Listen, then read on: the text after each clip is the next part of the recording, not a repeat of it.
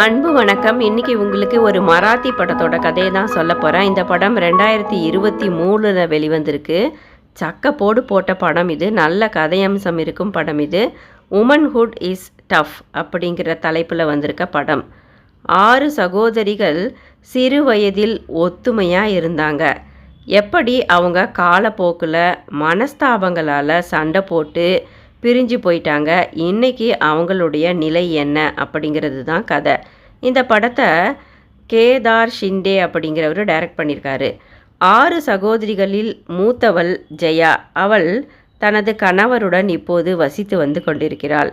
ஜெயா ஒரு school teacher. Retired ஆகும் வயதில் இருக்கிறாள். குழந்தைகள் இல்லை. ஜெயா தொடர்ந்து சோகம் படர்ந்து டிப்ரெஷனில் இருந்துக்கிட்டு வரா. அவளோட கணவர் அவள் மீது அன்பை செலுத்தி பொறுமையாக அவளை கவனிச்சுக்கிட்டு வராரு. ஜெயாவை தொடர்ந்து மனநல மருத்துவரிடமும் காட்டிக்கிட்டு வராரு அவருடைய கணவர். ஜெயா தனது பழைய இளவயது வாழ்க்கையை நினைத்து பார்க்குறா. டாக்டர்கிட்ட சொல்கிறா. அவள் பிறந்த வீட்டில் 6 பெண் குழந்தைகள் இருந்தாலும் 6 பேரையும் அவளது பெற்றோர்கள் நன்றாக படிக்க வைத்து நல்லா தான் வளர்த்தாங்க. மூத்தவளான ஜெயாவுக்கும் அவளுக்கு அடுத்தவளான லலிதாவுக்கும் ஒரே நேரத்தில் திருமணம் முடிந்தது. 2 பேருக்கும் ஒன்றாகவே கர்ப்பம் தரித்து வளைகாப்பும் ஒன்றாகவே நடந்தது. ஜெயாவுக்கு பிறந்த குழந்தை இறந்தே பிறந்துவிட்டது. மேலும் ஜெயாவால் குழந்தையையும் பெற்றுக்கொள்ள முடியாத நிலைக்கு தள்ளப்பட்டாள். பெரிதும் வாடி போன ஜெயா எப்போதும் அழுதபடியே அந்த தன்னுடைய 20 வயதில் இருந்தாள். ஜெயாவின் அடுத்த தங்கையான லலிதாவுக்கு அழகான பெண் குழந்தை பிறந்திருந்தது. லலிதா தன் குழந்தையை அக்கா ஜெயாவிடம் காட்டவோ கொடுக்கவோ இல்லை. தொடர்ந்து அதிர்ஷ்டமில்லாதவள் என்று ஜெயாவை நிராகரித்தாள் லலிதா. படித்த லலிதாவோ பெரிய கம்பெனியில் நல்ல வேலையில் சேர்ந்து பெரிதாக முன்னேறி வசதி வாய்ப்போடு வாழ ஆரம்பிக்கிறா.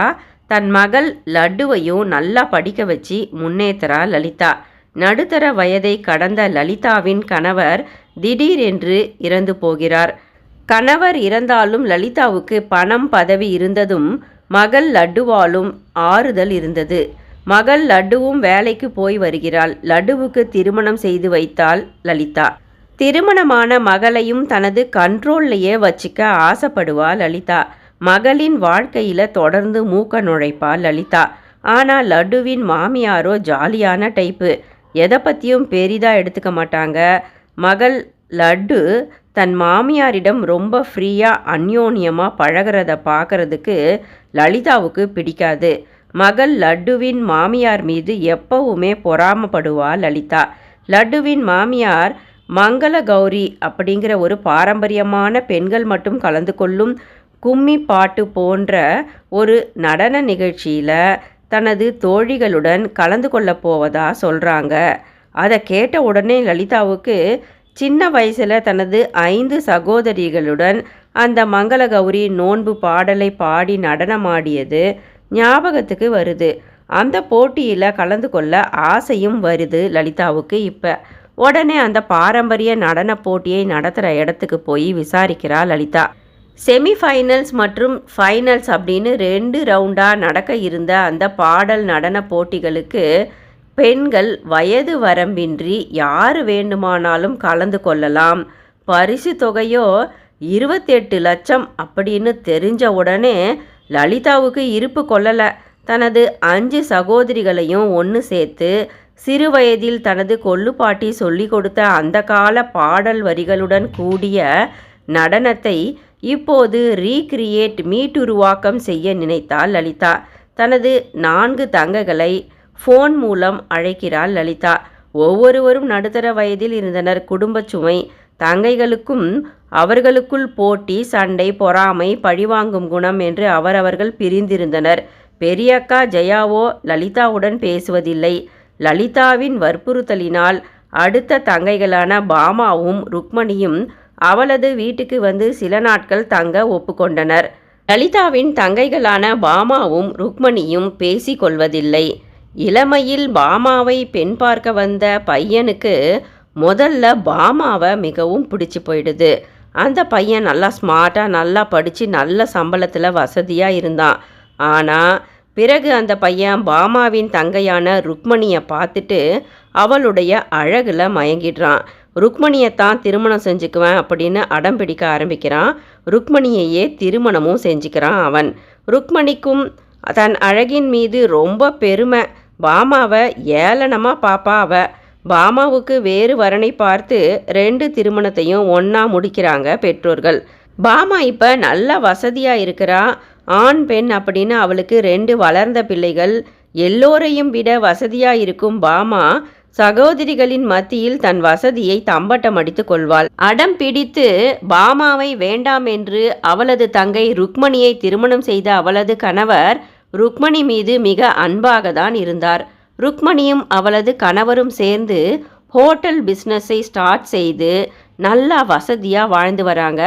அவங்களுக்கு ஒரு மகன் இருக்கான். மகன் வெளிநாட்டில் கல்லூரியில் படிச்சுக்கிட்டு இருக்கான்.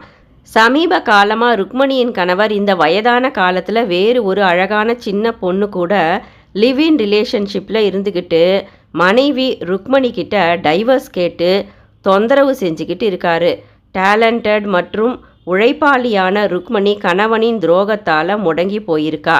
அவள் தன் பெயரில் தொடங்குவதாக இருந்த ஒரு ஃபுட் பிஸ்னஸையும் தொடங்காமல் தள்ளி போட்டுக்கிட்டே வந்துக்கிட்டு இருக்கா.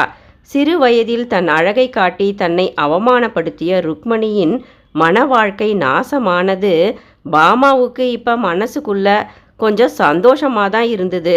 லலிதாக்கா வீட்டில் பாமா ருக்மணி இப்போ நடன நிகழ்ச்சிக்காக ஒன்றாக தங்க வேண்டியதாக இருக்குது.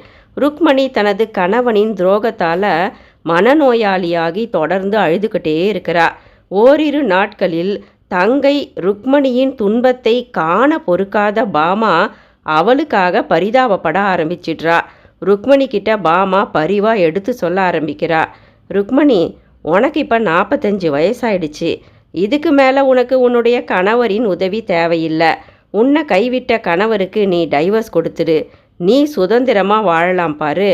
உன் மகனும் இப்போ நல்லா வளர்ந்துட்டான். நீ அந்த ஃபுட் பிஸ்னஸை ஸ்டார்ட் பண்ணு. உனக்கு உழைப்பும் திறமையும் இருக்குது. உனக்கு நல்ல எதிர்காலம் உன் கையில் இருக்குது.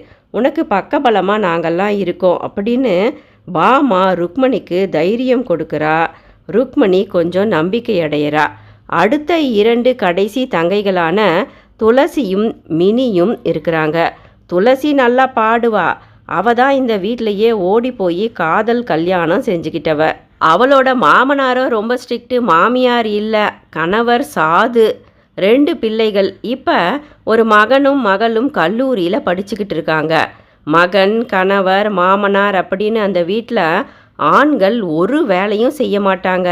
துளசியை வேலைன்னு அந்த குடும்பமே சமையலறையிலேயே முடக்குது. இத்தனைக்கும் துளசி பேங்க்கில் கிளர்க்காக வேலையும் செஞ்சு சம்பாதிச்சுக்கிட்டு வரா. லலிதா தங்கை துளசியை நடன நிகழ்ச்சிக்கு அழைக்கிறா. கடைசி தங்கை மினியையும் அழைக்கிறா. கடைசி தங்கை மினி நவநாகரிக ஆடம்பர வாழ்க்கை. மினிக்கு 1ஆம் வகுப்பு படிக்கும் இரட்டை ஆண் குழந்தைகள்.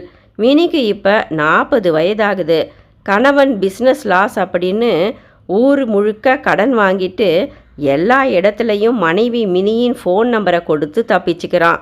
கணவன் வீட்டிலையே அடைஞ்சு கிடக்க மினி தான் வேலை செஞ்சு அந்த குடும்பத்தை காப்பாற்றிக்கிட்டு வரா. சில வருஷங்களுக்கு முன்னாடி துளசி தான் வேலை செய்கிற பேங்க்கில் ஒரு போஸ்ட் காலியாக இருந்தபோது தங்கை மினிக்கு சப்போர்ட் செஞ்சு அந்த வேலையை அவ தான் வாங்கி கொடுக்குறா. துளசி இன்னும் கிளர்க்காகவே நீடிச்சு இருக்க சில வருடங்களிலேயே மினி தனது திறமையால் பேங்க் எக்ஸாம்களை எழுதி பாஸ் செஞ்சு பேங்க் ஆஃபீஸராக ஆகிட்டா. இப்போ ஒரே இடத்துல வேலை செஞ்சு வர துளசியும் மினியும் 2 பேருக்கும் நடுவில் மனக்கசப்பு ஏற்பட்டு இப்போ பேசிக்கிறதே இல்லை. காரணம், அக்கா துளசியை ஒரு கிளர்க்கை நடத்துறது போல் ஏளனமாக நடத்த ஆரம்பிக்கிறா மினி. வேலையில் துளசி ஏதாவது தவறு செஞ்சிட்டாலும் கோபமாக எல்லார் முன்னிலையிலும் அவமானப்படுத்தி சுட்டி காட்டுவா மினி. துளசி தங்கையின் திமிர் பிடித்த இந்த செயலால் தனிமையில் அழுவா. லலிதாக்கா அழைச்சதால் துளசியும் மினியும் பாட்டு மற்றும் டான்ஸ் பிராக்டிஸ் செய்ய லலிதா, பாமா, ருக்மணியை வந்து சந்தித்தனர். அனைவரும் ஒன்று சேர்ந்து பெரியக்கா ஜெயாவை போய் பார்த்து கூப்பிடுறாங்க டான்ஸ் ப்ரோக்ராமுக்கு.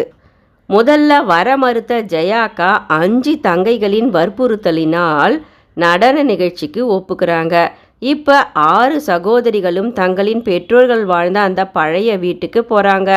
பூட்டி இருந்த வீட்டை திறந்து சுத்தம் செஞ்சு அங்கேயே நேரம் கிடைக்கும் போதெல்லாம் ஒன்றா சேர்ந்து டான்ஸ் ப்ராக்டிஸ் செய்யலாம்னு முடிவெடுக்கிறாங்க. துளசி அந்த பழைய பாரம்பரியமான கொள்ளுப்பாட்டி சொல்லி கொடுத்த பாட்டை பாடி பாடி பார்க்குறா. லலிதா ஒரு ஜிம் ட்ரெயினரை வரவழைச்சி மூத்த சகோதரிகளுக்கு எக்ஸசைஸ் செய்து பழக வற்புறுத்துறா.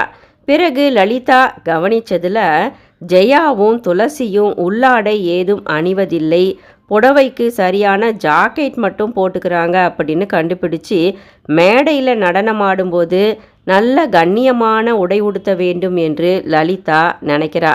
சகோதரிகளை பெரிய ஜவுளி கடைக்கு அழைச்சிக்கிட்டு போய் விலை உயர்ந்த சரியான உள்ளாடைகளையும் வாங்கி தரா லலிதா. தாங்கள் சிறுவயதில் வாழ்ந்த அந்த வீட்டில் மங்களகௌரி பாட்டுடன் நடனத்தையும் பிராக்டிஸ் செய்தனர் இந்த 6 சகோதரிகளும். ஹோட்டலுக்கு ஒன்றா போக ஆரம்பிக்கிறாங்க. சந்தோஷம், நட்பு, பழைய அந்யோன்யம் சகோதரிகளிடம் திரும்புகிறது. பெரியக்கா ஜெயாவிடம் இளவயதில் தான் நடந்து கொண்ட விதத்துக்காக லலிதா மன்னிப்பு கேட்டு அழறா. ஜெயாக்கா, உன் குழந்தை இறந்த உடனே துரதிர்ஷ்டசாலி அப்படின்னு நான் உன்னை ஒதுக்குனேன்.